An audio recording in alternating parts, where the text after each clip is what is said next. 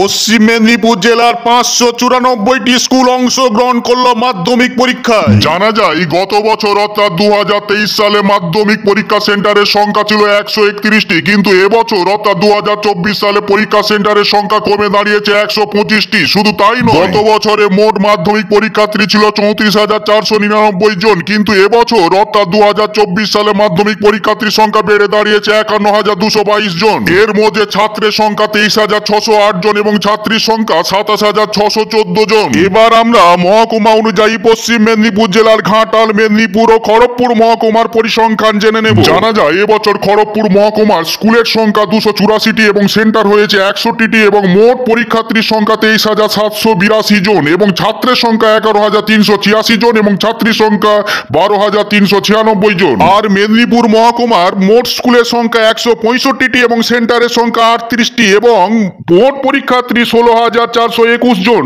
এবং ছাত্রের সংখ্যা 7,543 জন এবং ছাত্রীর সংখ্যা 8,878 জন। ঘাটাল মহকুমায় স্কুলের সংখ্যা 149টি এবং সেন্টারের সংখ্যা 26টি এবং মোট ছাত্রছাত্রী 11,019 জন এবং ছাত্রের সংখ্যা 4,679 জন এবং ছাত্রীর সংখ্যা 6,340 জন। আপনারা দেখছেন বিকাশ চ্যানেল, আমি আপনাদের সঙ্গে সানিজুল হক।